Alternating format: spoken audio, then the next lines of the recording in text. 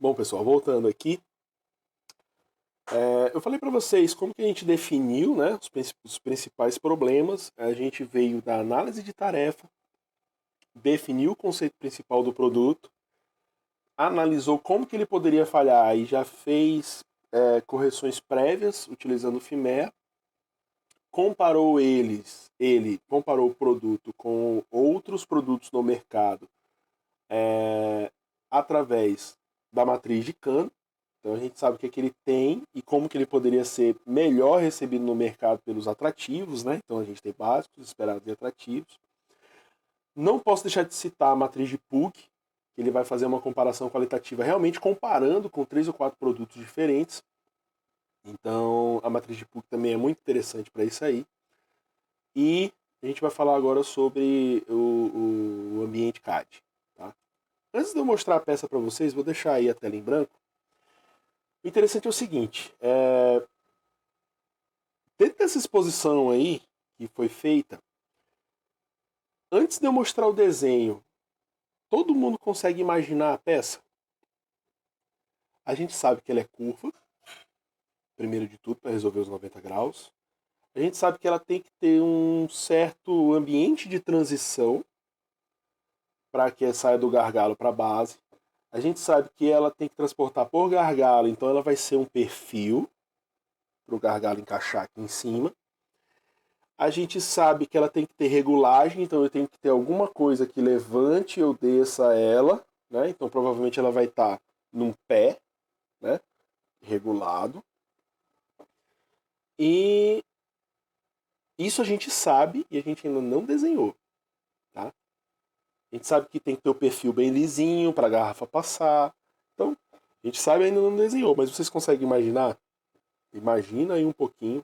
Dou 5 segundos para vocês imaginarem essa peça.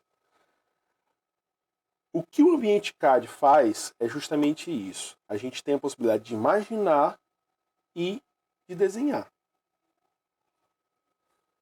Basicamente, é uma curva que tem um perfil que transporte a peça. Eu tenho uma outra vista aqui para mostrar para vocês. Esses perfis têm que estar presos, né? Obviamente, permitindo a passagem da garrafa. Aqui, esse elozinho ficou um pouquinho mais para cima. Depois, vocês vão ver na peça de verdade. Eu tenho um espaço que vai permitir a passagem da garrafa aqui de qualquer tamanho. Tá? Então, a garrafa pode ter aqui 3 km, não tem nenhuma interferência aqui. Tá? O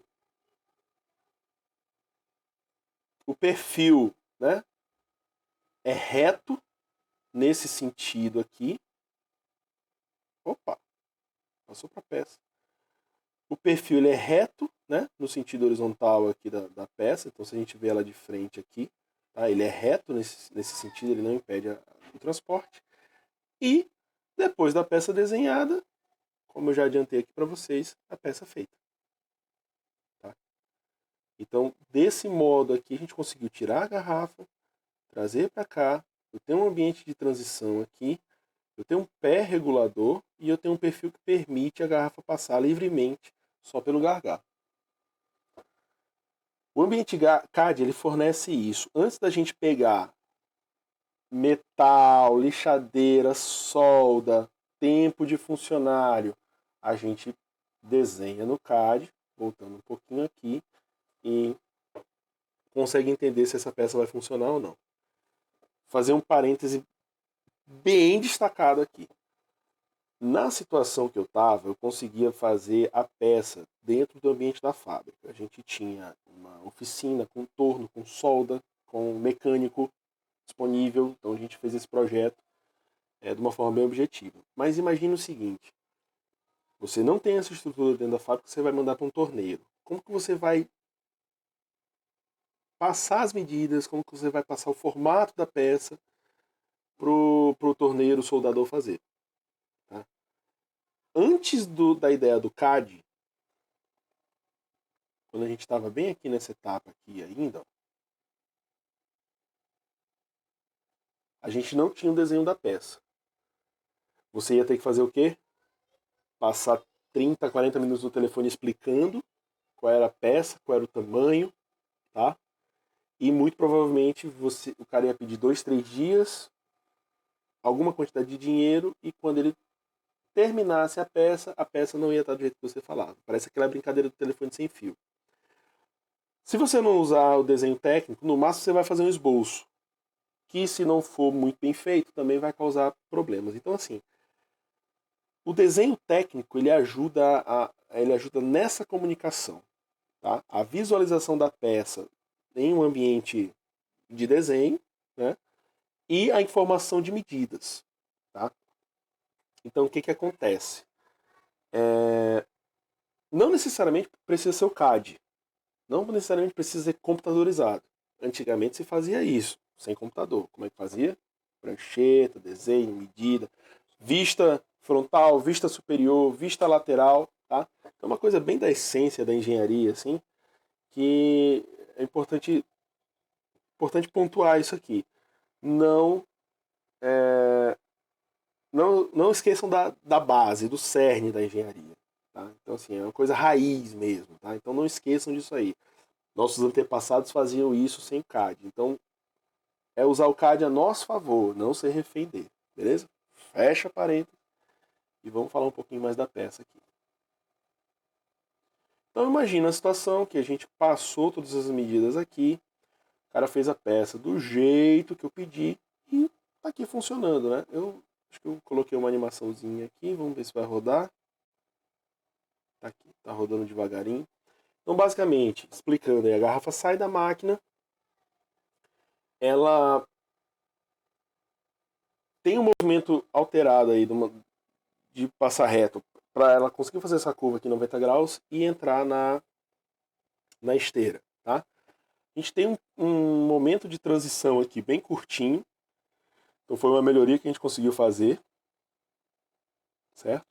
E a gente trocou aqueles ventiladores por pontos de ar comprimido, que a gente tinha uma saída de ar comprimido aqui na máquina que soltava ar comprimido, jogava fora. Então a gente conseguiu pegar mangueirinhas de ar comprimido, só que mangueirinha centavos a cada metro, e conseguiu direcionar o sopro direto aqui na boquinha da garrafa aqui para ela sair. Então a gente chegou no ponto que conseguiu desenvolver a peça, tá? O pé regulado, então a gente poderia aumentar ou diminuir essa distância aqui para ter garrafas maiores ou menores. E, bom, o mundo não é só assim, né? A gente ainda teve retrabalho. Eu não posso deixar de falar do pós-desenvolvimento, tá? Os pontos de ar comprimido, quando a gente pensou em 1, 2 ou 3, a gente teve que colocar mais, tá? Então, no pós-desenvolvimento, quando foi percebido que os pontos a quantidade de pontos não era suficiente, a gente colocou pontos de ar comprimido a mais, tá? Dá para fazer isso, por exemplo, em ambiente CAD? Tem uma ferramenta muito boa que é o CFD, né? Computational Fluid Dynamics. Então a gente consegue simular a interação da peça com fluidos, movimento de fluidos, né? Mas às vezes o CFD ele demanda um custo computacional tão grande, um tempo de desenho tão grande que fica mais barato e mais objetivo fazer certas coisas em pós-desenvolvimento, quando se é possível. Tá?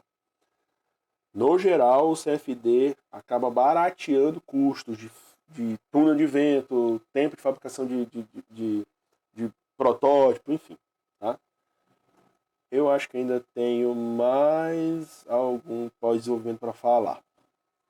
Aconteceu também, por exemplo, de ficar sujeiras aqui, pontos de solda em cima desse perfil, que foi precisado lixar. Outra coisa também, interação dos materiais. Sempre era bom passar um pouco de vaselina industrial para a garrafa correr lisa, né?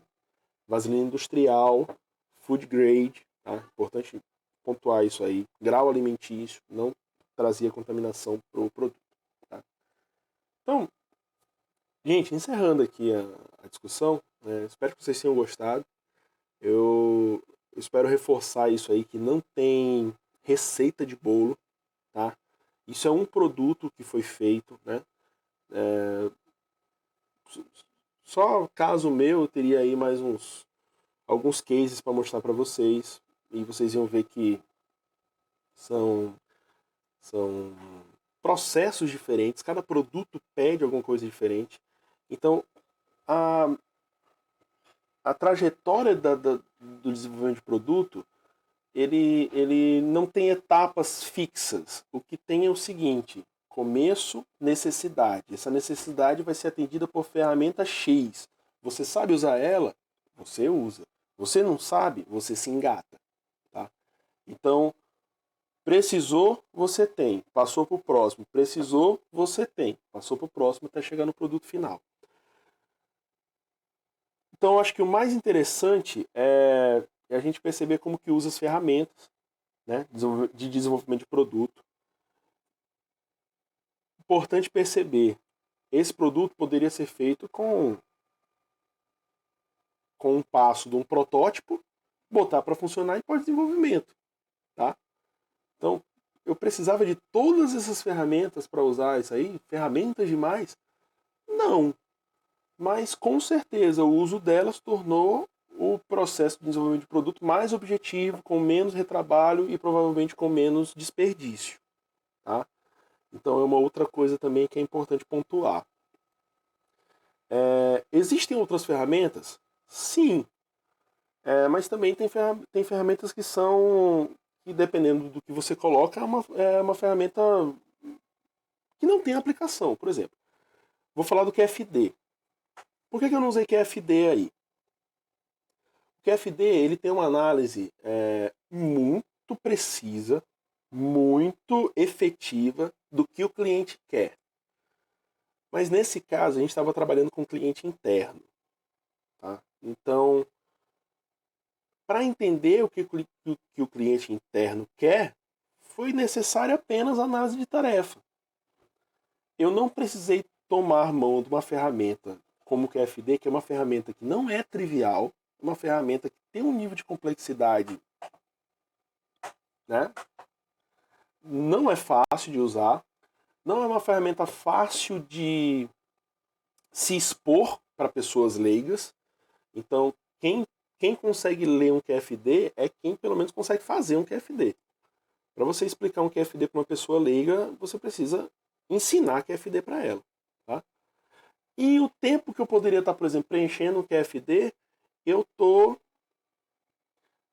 desenvolvendo a peça em si. Né? Então lembra, o desenvolvimento de produto ele tem que ser calcado em menos tempo, menos recurso para chegar na peça necessária. Tá? E não florear aquele negócio e não enfeitar aquele negócio demais.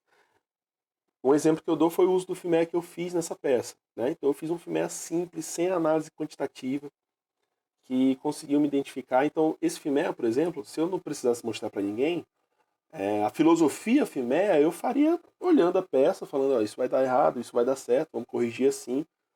Né? Então pensem nisso, em otimizar cada vez mais o desenvolvimento de produto, ao invés de enfeitar. Tá?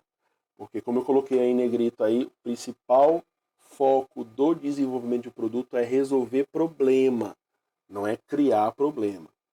Tá? Então pensem nisso aí. Eu falei tanto do QFD, porque que eu não usava? Onde é que se usa o QFD? Gente, produto para resolver problema numa comunidade maior.